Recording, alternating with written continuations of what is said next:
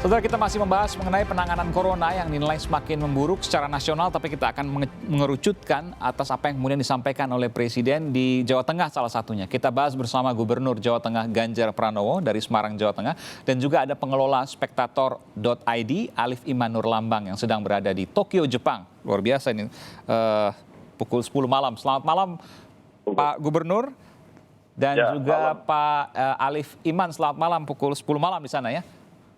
Selamat malam, terima kasih Bung Aiman. Iya, saya izin ke Pak Gubernur dulu. Pak Gubernur, sebelum kita bicara soal adanya perbedaan data yang ternyata juga salah, diakui bahwa hari ini ada data yang salah yang disampaikan terkait dengan data positif COVID di Jawa Tengah. Saya ingin tanya, apa yang sesungguhnya terjadi di Jawa Tengah terkait COVID? Benarkah semakin memburuk? Meningkat iya, dan sudah kita petakan ada klaster dari rumah tangga. Memang terjadi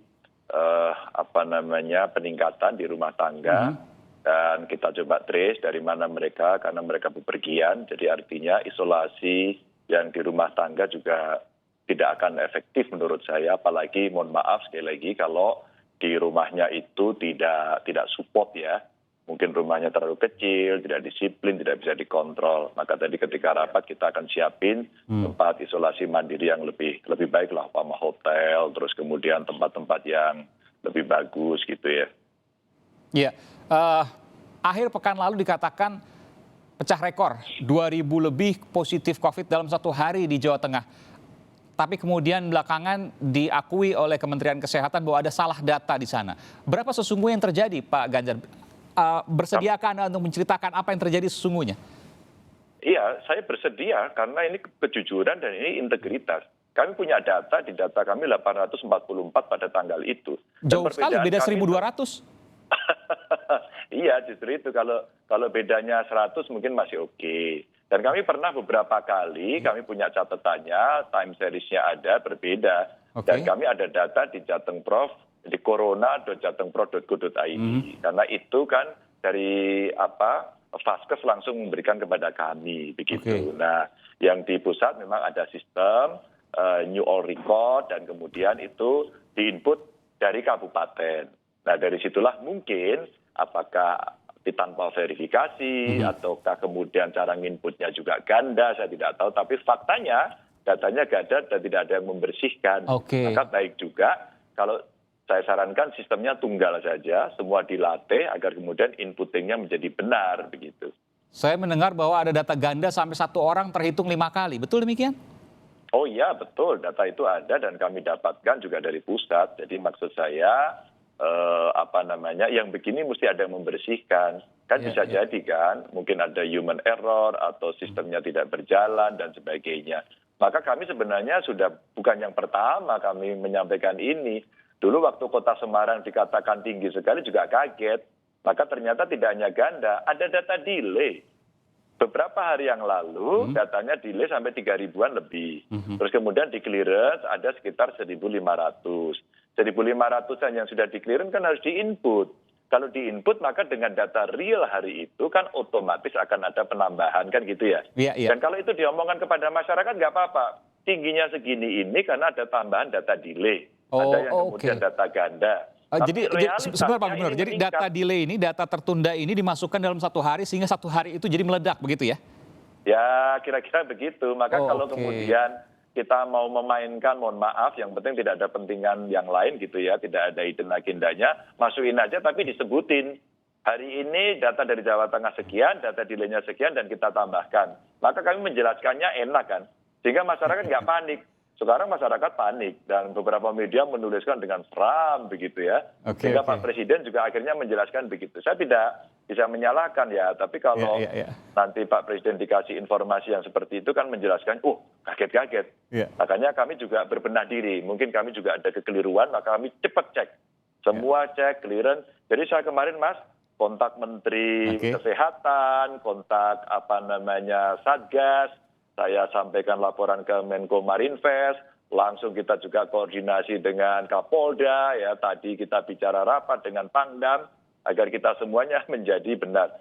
Nanti kalau enggak kan ini tidak serius. Dan saya kasih contoh aja, seberapa serius kawan-kawan menyelesaikan. Tadi dalam rapat Forkompimda siang, itu dari Kejaksaan Tinggi menyampaikan laporannya. Yang dulu ramai pejabat menyelenggarakan acara dan kemudian tidak diizinkan dan nekat. Hari ini proses pidananya berjalan loh ya. Hari ini proses pidananya berjalan dan ini pejabat negara. Jadi artinya Tegal kami maksud tidak Anda, Pak main-main Gubernur? pada soal itu. Ya, DPRD Tegal? ya, Oke, itu yang Anda mau sampaikan, bahwa proses pidananya berjalan, ya. masuk ke pengadilan. Oke.